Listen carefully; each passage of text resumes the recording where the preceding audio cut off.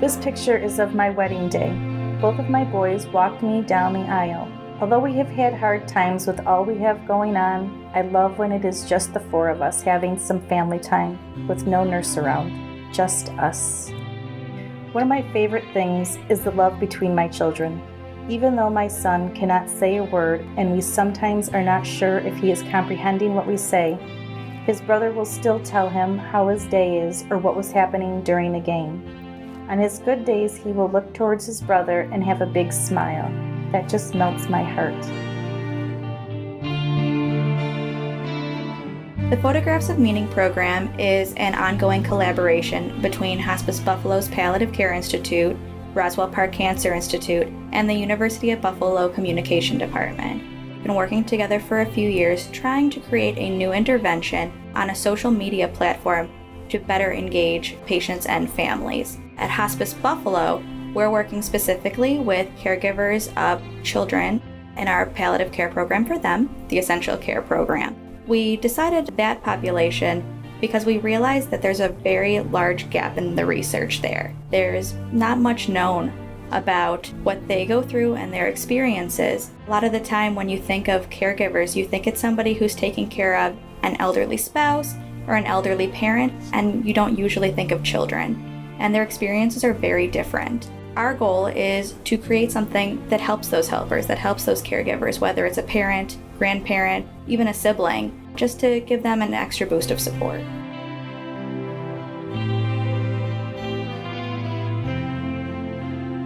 So what they do with this program is that each week, the research team sends them a theme. It could be anything from what was your life like before being a caregiver to what are the barriers and burdens you face. And each week they respond. And the way they respond is with a photograph that they choose, whether it's something old or something new or even a stock photo, whatever works best for them. And they attach some sort of narrative. That's either an audio narrative or typed, and they post it to a social media app. A research program called POM that wanted to know how I as a parent felt as a caregiver for my son. It was over several weeks where each week we were prompted with a question. We had to share a photo that had to do with the theme of the week. The theme would come on a Monday and I would read it, but I wouldn't do anything that day.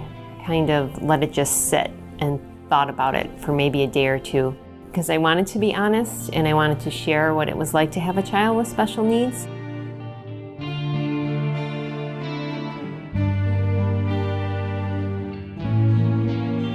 After that portion, they come together for a community photo exhibition. And at that exhibition, those photographs and narratives that they've been taking this whole time via social media are now shown to the community that they're very often isolated from. They're so busy with being a caregiver, sometimes they can't have a job and their friendships and relationships are strained. So they get to have that voice back in the community that sometimes they don't often get to have. And people in the community who maybe were scared to ask or scared to see can finally see what it's like to be a caregiver of a sick child.